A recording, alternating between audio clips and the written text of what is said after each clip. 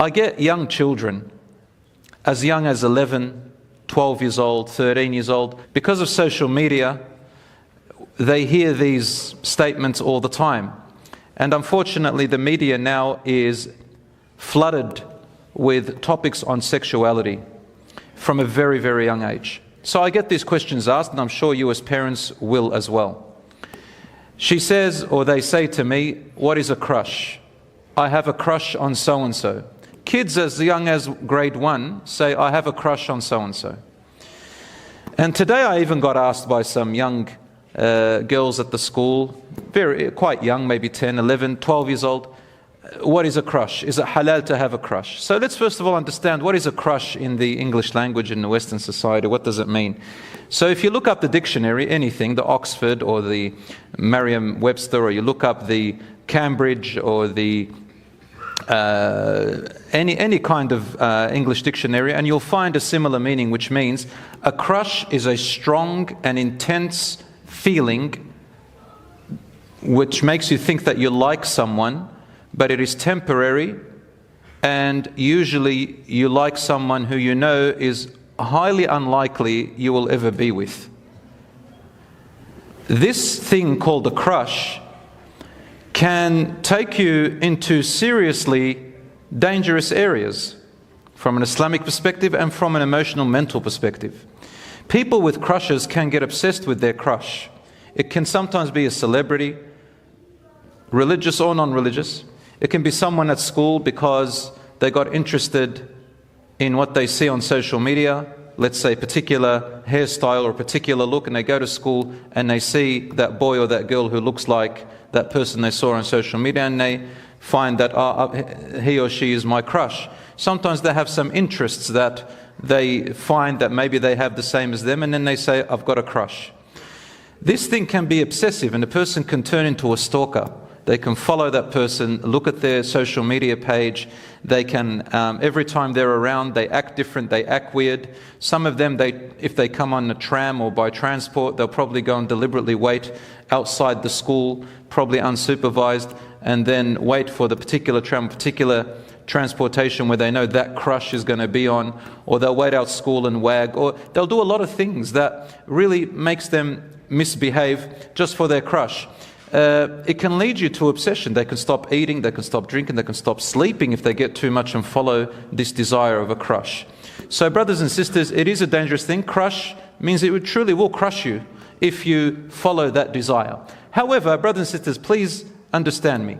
Having a crush is just another name of this natural feeling that especially young people, the younger you are, the more you'll have this. The older you are, the less likely, because you understand life and you have more experience in understanding people, emotions and relationships, and you focus on what really matters. You start to understand life better. But when you're younger, you have a fantasy, you have this imagination that goes through your head. And it makes you feel good. When you have a crush, it gives you those special tingly, they call it butterfly feelings in your stomach. Okay, I'm even sure that some older people have felt that when they got engaged and they had some interest. It's very normal. So these girls asked me, boys don't usually talk about it, but they even have crushes, they just don't know what to call it. Girls are very smart with wording, so they know what they're saying, and they, mashallah, they ask these questions. So having a crush is sometimes out of your control. It's just a feeling that comes to you. The community, your friends talk to you, what you see on social media affects you. And so you feel, oh, I like that boy, I like that girl. So that feeling, if it's out of your control and it just came to you, it's not a sin, it's not haram, but acting on it becomes haram, acting on it. So if you follow that feeling of crush, because it's kind of a romantic thing, right? I like that boy, I like that girl, romantically. And they think it's called love, but it's not love, right? And especially if they're very young, they're not ready for marriage. They don't know what marriage is, they don't know what relationships are. So they're exploring. We got to educate them, for parents to sit with their daughters and their sons, to tell them what is a crush, define it to them, tell them why it's not good to follow in that feeling in Islam, because it's going to make you, it's going to break your heart, it's going to hurt your feelings, it's not real, it's a fantasy, right? It's just something that doesn't really exist. And what happens is that it lasts for about a few weeks to 2 months, some people even to 4 months. These girls said, how long does it last? I said 6 months, just in case. And inshallah, it does go away. So these are, if you do feel something like that, brothers and sisters, I always advise my brothers and sisters this. Are you ready for marriage? Can you get married? Can you go and start the process and, meet the family and ask for her hand? And it doesn't have to be marriage straight away, but can you get engaged? Are you ready to meet people to get married? Are you old enough? Are you mature enough? If all the answers are no, then know that all you're doing is that you're torturing yourself if you follow the feelings of liking or having a crush. Okay? It'll go away and you will move on, but don't act on it because it can lead you to bad places. I have had these experiences with young people, past and present. I've been teaching for about, 16, 17 years. And I do a bit of counseling, student counseling. So these students do come to me, Muslims, and you always have this story all the time, brothers and sisters. And I think parents should really start to learn about these terminologies and talk to their children about, and I dare to say it, the word sexuality, love, liking, relationships from a young age. Talk to them about puberty from the age of 9 or 10, even 8. For the girls especially, because they reach puberty before boys. Talk about these topics and let it be a normal topic that you as parents can talk with your children. Children, talk with your parents. Talk about your experiences. How did you meet their mum? How did you meet their dad? But, within reason. Let them talk to you rather than talking to someone else. I know a brother who I learnt this from. He says, I say to my daughter all the time, she is an angel.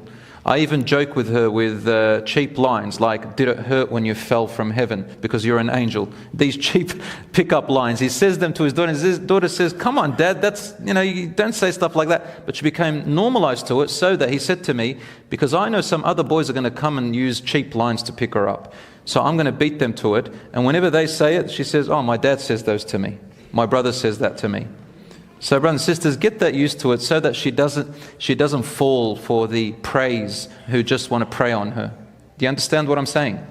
Okay, brothers and sisters. So I'm going to move on from this thing called crush. And by the way, love really comes after you've met somebody and you've lived together for a while.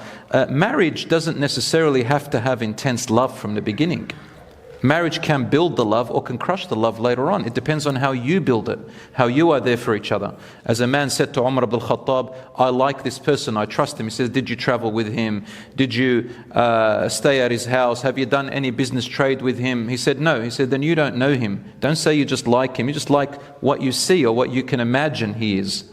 So really in marriage you get to know each other more. And you just learn about the important things that you need to know for a marriage. And understand that when you marry someone, you're bringing two families together. Sometimes you're bringing tribes together. Tribes. Some people, Lebanese, Turkish, Somalian, marrying Asian, whatever. Islam allows all these types of marriages and makes no distinction so long as you are compatible and you're good for each other. We bring countries together through marriage. It's not just you and him or you and her. It's not Hollywood where you both hold hands and walk out into the sunset as if the whole world doesn't exist. You have families together. So talk to older people. Talk to wise people. Talk to your parents. There's nothing wrong with saying to mum, what's a crush? I have a crush on this boy. Let her talk to you. Let dad talk to you. It's all right. Talk to older people so they can guide you and not just your little friends who are around you. Because in Arabic, the friend that you have at school or the friend that you have who's your same age, the only thing they can really do for you is just to lean on them, to hug them and cry, or just to talk and they say, oh, I'm here. But really they can't do much. They can't advise you more than what you know. A 13-year-old girl getting advice from another 13-year-old girl, what's she going to know? She only knows what she knows. But getting advice from a mother or an aunt who was older or a teacher or anybody else who's older, like an older sister who can advise you, or a brother or a father, these people can advise you and can guide you in a better way. So always good to have a friend or a family member who's older than you can take advice from. A friend who is at school, who is your age, is called Rafiq. In Arabic, Rafiq means the elbow. Mirfaq comes from mirfaq, because Arabic is so particular with names. And there are